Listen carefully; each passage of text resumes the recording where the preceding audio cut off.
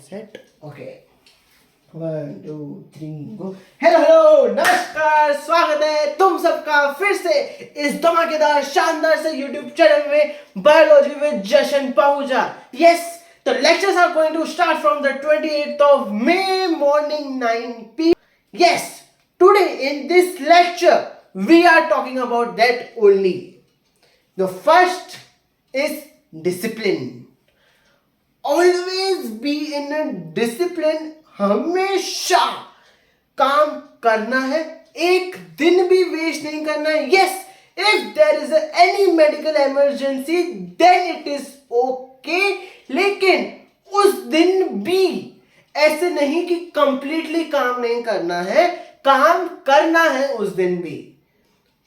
अगर तुम इसमें 1-2 साल, those who are droppers for 1 year, उनका नेक्स्ट एग्जाम होगा. those who are freshers, जिनका 2 years का ये जर्नी है, discipline, consistency, both are most important thing. Every day you have to study, every single day. No Sunday, no Monday, no Tuesday. आज Sunday है, आराम करूंगा, late उठूंगा. No, please नहीं करो यार. 2 साल मत करो, नॉर्मल सिर्फ पढ़ाई करो, स्टडी करो. जैसे जैसे काम दे रहे हैं तुमको teachers like me, I will give you work. पहले तो क्लास अटेंड करोगे, then I will give you homework also. Please उस दिन पे ही करते रहना, उस दिन पे ही करते रहना, नहीं तो जो बैकलॉग है ना वो ऐसे ऐसे ऐसे बन जाएगा.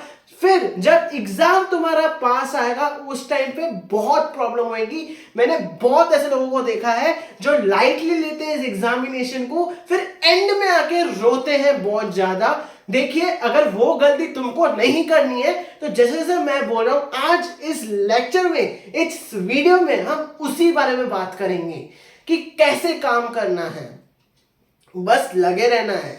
क्या होगा, सिलेक्शन होगा नहीं होगा, मेडिकल कॉलेज मिलेगा फॉर एमबीबीएस नहीं मिलेगा, किसी को भी नहीं पता. वो नीट एग्जामिनेशन वाले दिन क्या होगा किसी को भी नहीं पता है. कुछ ऐसे एग्जाम्पल्स भी देखे मैंने अपने टाइम पे.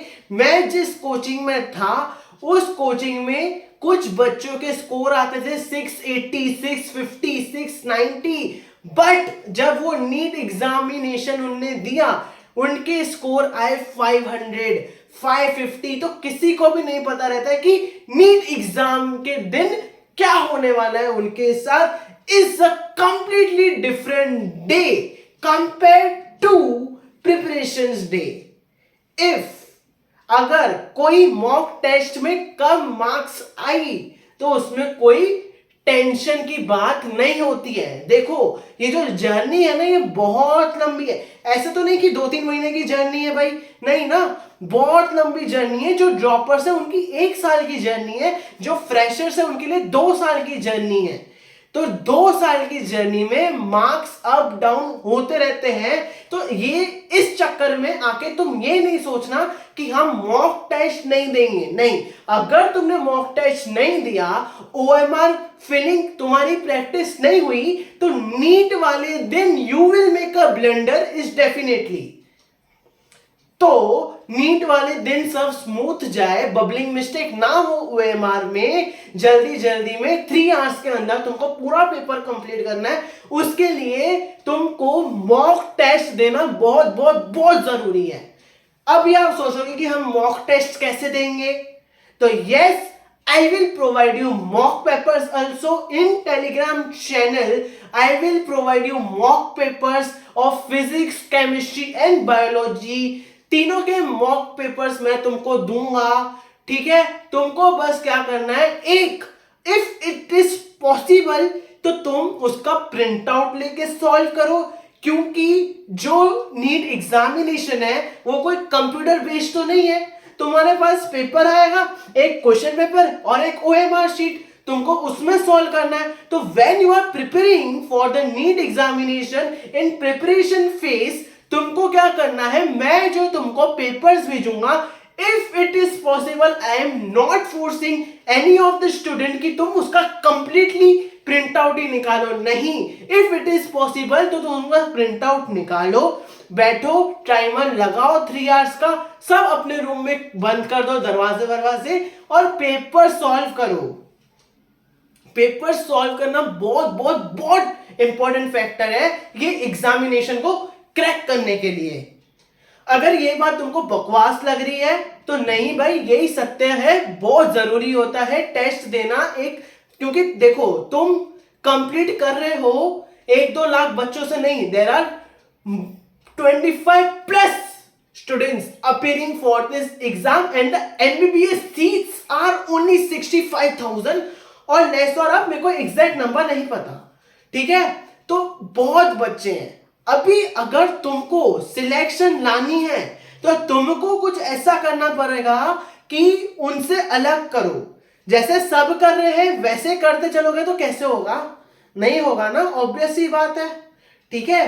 तो टेस्ट पेपर्स देना, जो ड्रॉपर्स है यार, देखो उनने पहले एक बार सिलेबस किया हुआ है। अगर मैं ड्रॉपर्स की बात करूं तो उनने पहले एक बार सिलेबस तो किया हुआ है ना, वो 1-2 महीने प्रिपरेशन के बाद पार्ट सिलेबस टेस्ट लगा सकते हैं। आई am not talking about the full syllabus, लेकिन पार्ट सिलेबस तो लगा सकते हो, है ना। और जो फ्रेशर्स हैं, हाँ तुमको स्टार्टिंग में दिक्कत आएगी। जब मैं 11th में था, आई am talking honestly, 11th standard ने मुझे रुलाया था कसम से। रात को 3-4 बजे बैठ के मैं रूम में रोता था, क्योंकि वो बहुत बहुत बहुत टफ स्टैंडर्ड है।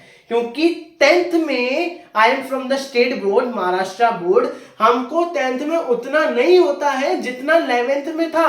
Integration, differentiation, trigonometry in physics, trigonometry basic maths chapter आएगा तुमको फिजिक्स में स्टार्टिंग में, वो कुछ समझ में नहीं आ रहा था मेरे को, कुछ भी नहीं। Literally I was crying. मेरे जो मॉक में मार्क्स बनते थे ना, मॉक में 250, 300, 350 से ऊपर, पूरा 11th खत्म हो गया, 350 से ऊपर एक पेपर में मार्क्स नहीं आया। लास्ट जो मैंने फुल सिलेबस दिया 11th स्टैंडर्ड का, उसमें मेरे मार्क्स बने थे 365। बताइए, 11th स्टैंडर्ड बहुत दिक्कत देगा, बहुत स्ट्रगल देगा, लेकिन अगर तुमने 11th में लड़ाई कर ली, अगर तुमने हार नहीं मानी ना 11th में, मैं बोलता हूं कि 12th तुम्हारा एकदम स्मूथ निकलेगा, एकदम सही निकलेगा। क्योंकि मेरे भी 12th में मार्क्स बूस्ट हुए थे। 12th में मेरे, जब मैंने 12th का पहला मॉक दिया था, जब मैंने फर्स्ट पार्ट सिलेबस दिया था, डायरेक्टली आई स्कोर 450। जब ही 11th में मैंने एक बार 400 भी टच नहीं किया था, 12th में मैंने 450 क्रॉस कर लिया था। एंड आफ्टर दैट एक डिस्ट्रैक्शन हो गया था यार मेरे लाइफ में भी। देखो ये जो एज रहती है ना 15, 16, 17, बहुत बेकार एज रहती है। यस, मेरे को भी थोड़ा fall into 350 and below for that one girl. और जब मेरा ये मॉक स्कोर नीचे गया, 2 मॉक टेस्ट, एक में मेरा आया था 325, एक में मेरा आया था 370। I am talking about 12th standard, जब मेरा स्कोर चला गया 450 plus, and it's fall down to 325, 350 because of that one girl. Yes, उसके बाद आई डायरेक्टली ब्लॉक्ड हर। उसके बाद मैंने सोच लिया कि भाई अभी तो ये करना ही नहीं है, कुछ भी हो जाए बाद में का बाद में देखेंगे, लेकिन अब फिलहाल के लिए तो इन चीजों से दूर रहो प्लीज। ये जो डिस्ट्रैक्शन है ना, ऑपोजिट जेंडर अट्रैक्शन, ये बहुत बेकार है। मेरा 1 महीना खराब करके गया है, किस किस का सालों खराब कर देता है, किस किस की ये चीज जिंदगी भी बर्बाद कर सकती है। बहुत बेकार चीज है, इज लाइक ड्रग।